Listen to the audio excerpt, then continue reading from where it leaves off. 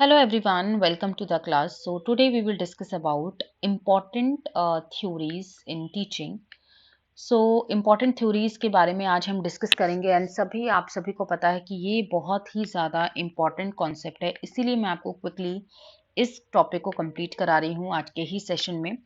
ठीक है, so start करते हैं सबसे पहले पॉइंट की। ब्लूम टेक्सोनॉमी, सभी को पता है कि ब्लूम टेक्सोनॉमी से 110% क्वेश्चन आता है और हम इसी थ्योरी के बारे में पढ़ने वाले हैं। सो सबसे पहले ब्लूम ब्लूम जो टेक्सोनॉमी है वो किन्होंने दी है, क्या थे वो, है ना, ये सारे चीज़ों के बारे में भी हमें पता होना चाहिए। तो बेंजामिन ब्लूम उनका नाम था और बेसिकली वो एक एजुकेशनल साइकोलॉजिस्ट थे और वो एक चेयरमैन कमिटी भी थे, मतलब chair of the committee, that means एक चेयरमैन थे एक कमिटी के, जो कि यूनिवर्सिटी ऑफ शिकागो की थी।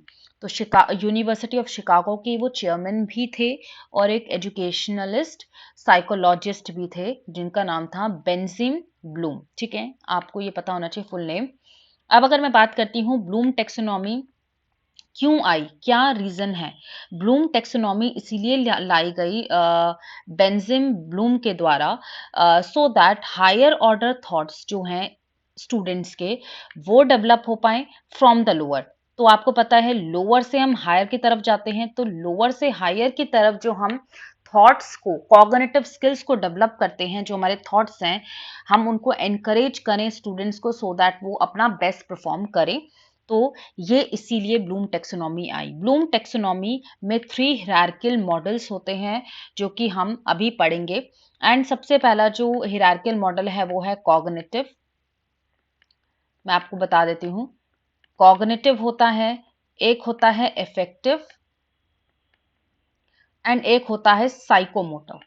ठीक है, तो ये 3 मॉडल्स के बारे में, 3 क्लासिफिकेशन के बारे में बात की है ब्लूम ने। तो सबसे पहला है cognitive, effective and psychomotor.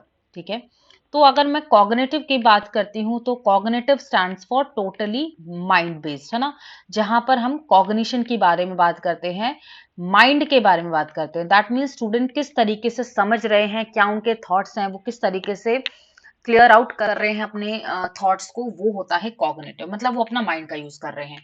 Effective मतलब कि वो इमोशनली अटैच है, दैट मीन्स उनका एटीट्यूड, उनका परसेप्शन, ठीक है, वो किस तरीके से फील कर रहे हैं, इमोशंस कैसे हैं उनके, तो कहीं ना कहीं वो सब इफेक्ट करेंगे उनको, उनके स्टडी में या फिर उन स्टूडेंट्स के स्किल को डेवलप करने के लिए। तो कॉग्निटिव हो जाता है।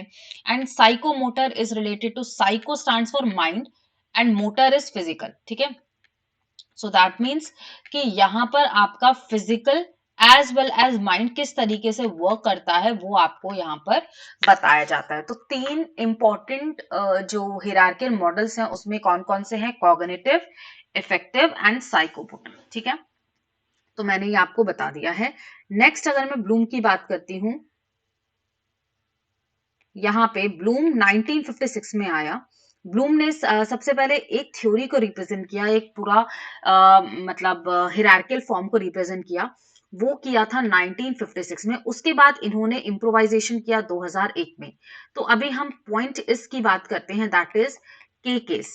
ठीक है, इसको हम के केस से भी समझते हैं शॉर्टली। तो के केस में सबसे पहले होता है नॉलेज।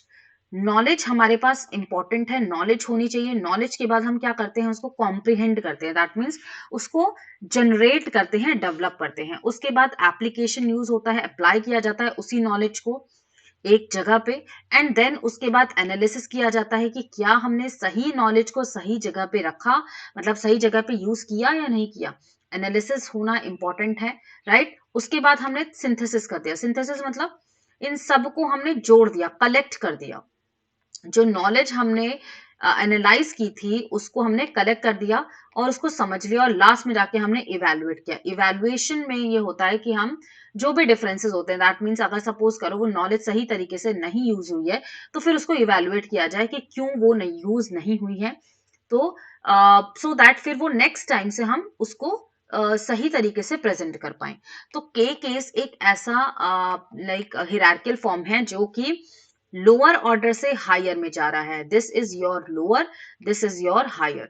तो लोअर थिंकिंग से हायर थिंकिंग में ये बढ़ता जाता है। ठीक है, अब आगे हम बात करते हैं इसमें।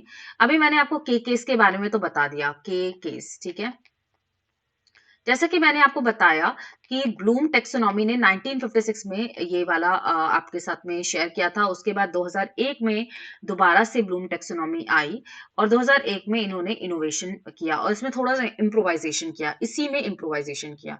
अब वो क्या क्या क्या था, इसको हम शॉर्टली लर्न कर सकते हैं, दैट इज RUAAEC।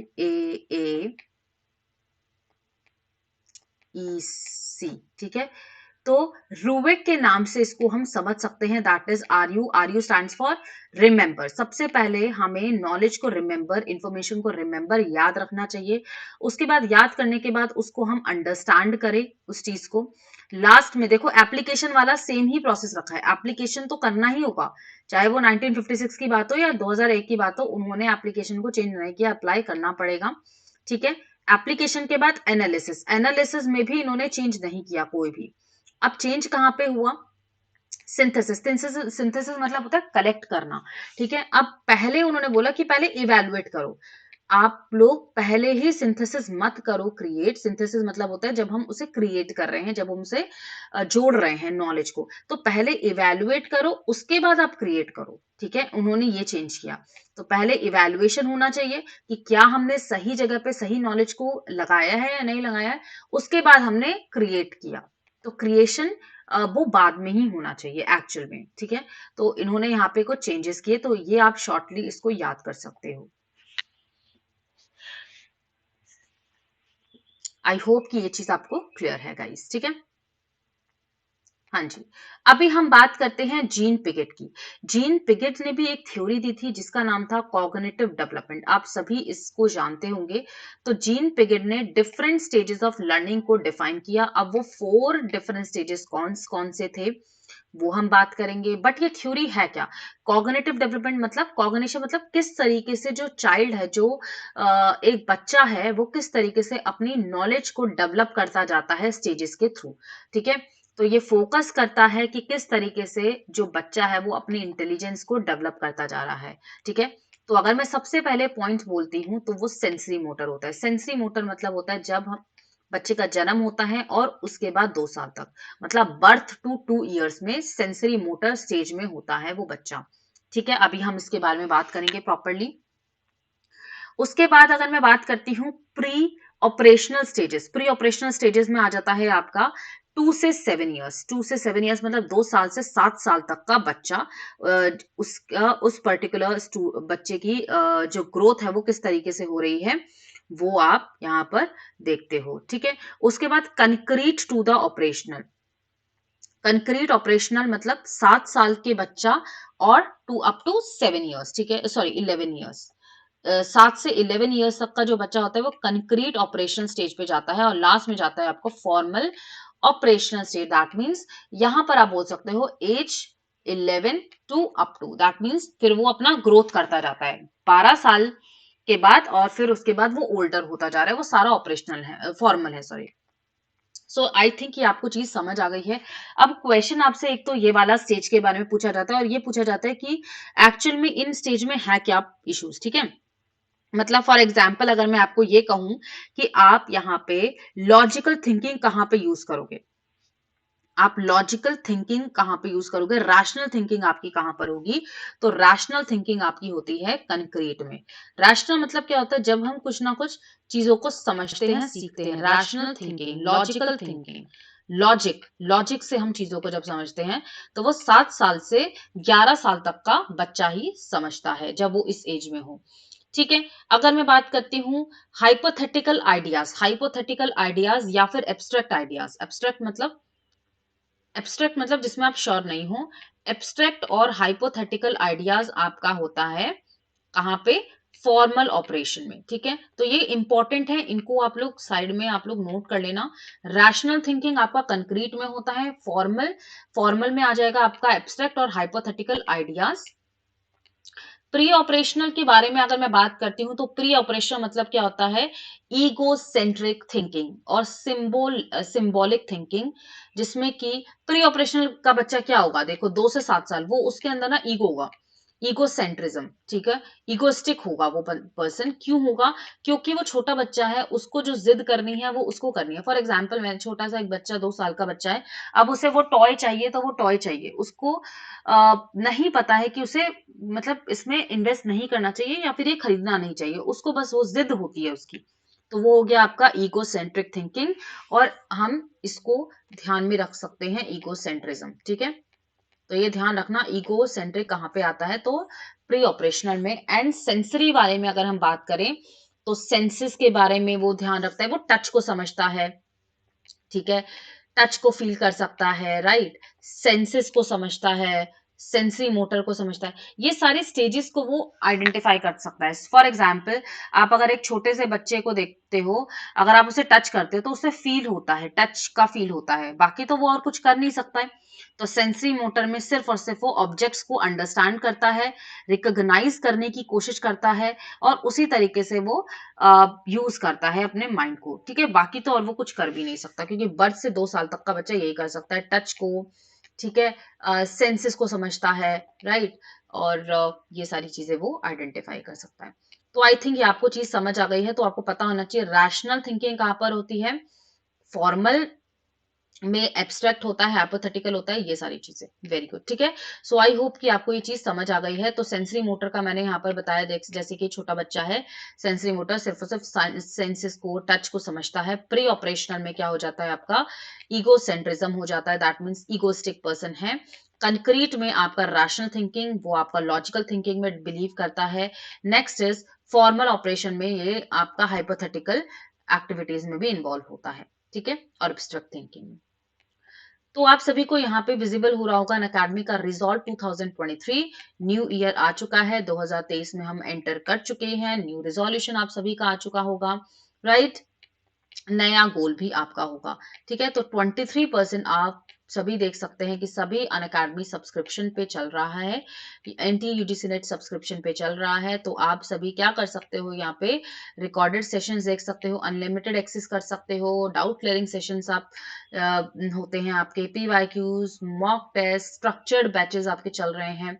तो आप सभी इन बैचेस को ज्वाइन कर सकते हो, क्योंकि अभी आपका 1-2 दिन में, इसी वीक में आपका सेशन शुरू हो रहे हैं, नए बैचेस शुरू हो रहे हैं, जिसमें लगातार आपकी क्लासेस चलती रहेंगी, ठीक है, क्योंकि एग्जाम आपका 21 फेब से है, ठीक है। तो आपके पास 1.5 मंथ है बस, और आप लोग फिर यहाँ पे सब्सक्रिप्शन को अगर लेना चाहो तो आप ले सकते हो, एंड इस रेफरल कोड को आप यूज करके 23% ऑफ ले सकते हो, that is PK net. PK net क्या है? पीके नेट रेफरल कोड है, जो कि आप यूज करके 23% का डिस्काउंट अवेल कर सकते हो, ठीक है। बाकी की जो डिटेल्स होगी वो आपको डिस्क्रिप्शन में मिल जाएगी। सो आई थिंक आपको ये दोनों ही जीन पिगेट और ब्लूम टेक्सोनॉमी की थ्योरी समझ आ गई होगी, बहुत ही ज्यादा इंपॉर्टेंट है, इसीलिए मैंने ये आपको कराई है। Which of the following is not the stage of the cognitive development in the Jean Piaget, तो आपको बताना है कौन सी इसमें से थ्योरी नहीं है, ठीक है। सेंसरी मोटर अडैप्शन, सिंबॉलिक और the perpetual thought, intuitive thought और साइलेंट ऑब्जर्वेशन। तो ऑफ कोर्स यहाँ पर आपका आ जाएगा साइलेंट ऑब्जर्वेशन नहीं होगा, ठीक है, क्योंकि देखो इंट्यूशन जब हम अंदर से कुछ ना कुछ थॉट्स लेकर आते हैं, डेवलप करते हैं, सिंबॉलिक होगा, सेंसरी मोटर अडैप्शन होगा ही होगा, साइलेंट ऑब्जर्वेशन नहीं होता है, ठीक है। नेक्स्ट अगर मैं बात करती हूँ कौन सा एसोसिएटेड नहीं है जीन पिगेट कॉग्निटिव डेवलपमेंट से, तो एसिमिलेशन, एकोमोडेशन, एसोसिएशन और स्कीमा। तो आप सभी को यहाँ पर ये प्रॉपर्ली बताना है कि कौन सा इसमें आपका करेक्ट ऑप्शन होगा। तो फटाफट से आप लोग देखो क्या होगा इसका आंसर। यहाँ पर जो आंसर होगा गाइस वो आपका यहाँ पे हो जाएगा association. Association is not the like concept of the Jean Piaget, क्योंकि अगर मैं जीन पिगेट की बारे में बात करती हूँ तो उसमें कॉग्निटिव नहीं होगा, राइट। कॉग्निटिव क्यों नहीं होगा? हाँ, कॉग्निटिव होगा बट बेसिकली कौन सा ऑप्शन नहीं होगा, एसोसिएशन नहीं होगा, सॉरी, एसोसिएशन नहीं होगा, बिकॉज एसोसिएशन मतलब क्या होता है, एसोसिएट करना, ठीक है, वो तो होगा ही नहीं। एसिमिलेशन मतलब होता है जब हम एसिमिलेट करते हैं, जब हम उसे जोड़ते हैं। एकोमोडेशन, एकोमोडेट करना, राइट, ये सारे ऑप्शंस यहाँ पर हो सकते हैं, बट अगर मैं इस पॉइंट की बात करती हूँ आपका एसोसिएशन की बात करती हूँ तो एसोसिएशन यहाँ पर नहीं होगा। स्कीमा क्या होता है? What is schema? स्कीमा आपका अगर हम देखते हैं तो स्कीमा एक एब्स्ट्रैक्ट कॉन्सेप्ट है जो कि जीन पिगेट ने ही डेवलप किया है। Schema means abstract knowledge, logical thought, logical और एब्स्ट्रैक्ट नॉलेज बोलते हैं बेसिकली इसको। Schema is a abstract knowledge, ठीक है, एब्स्ट्रैक्ट कॉन्सेप्ट जिसको हम हिरार्कियल फॉर्म में रिलेशनशिप डिफाइन करते हैं। एब्स्ट्रैक्ट मतलब not logical, this is related to abstract, जिसमें कि एक रिलेशन से दूसरे रिलेशन को हम आइडेंटिफाई कर सकते हैं, तो स्कीमा वो होता है। कौन सा नहीं होगा? Answer is third one. Next question is correct Bloom taxonomy का इफेक्टिव डोमेन का फटाफट से बताओ, तो आंसर क्या होगा यहाँ पर? ऑप्शन नंबर वन, सबसे पहले हम रिसीव करते हैं, then responding, then valuing, organization and categorization. तो इसको आप याद रखना, RRVOC, ठीक है, RRVOC that is receiving, then responding, receiving, responding, ठीक है, वैल्यूइंग, ऑर्गेनाइजेशन एंड कैटेगराइजेशन। तो ये शॉर्ट फॉर्म है, ठीक है, आपको ये याद होनी चाहिए बिकॉज ये क्वेश्चन में आ जाती हैं और ये प्रीवियस में आई भी है। लास्ट क्वेश्चन पूछ रहा है कि कौन सा इसमें से डोमेन नहीं है for related to the Bloom taxonomy. तो कौन सा नहीं होगा? Socio political, cognitive, affective and psychomotor. मैंने आपको बताया था ये तीनों डोमेन है और कौन सी नहीं है, तो आंसर यहाँ पर आ जाएगा आपका सोशियो पॉलिटिकल डोमेन, राइट।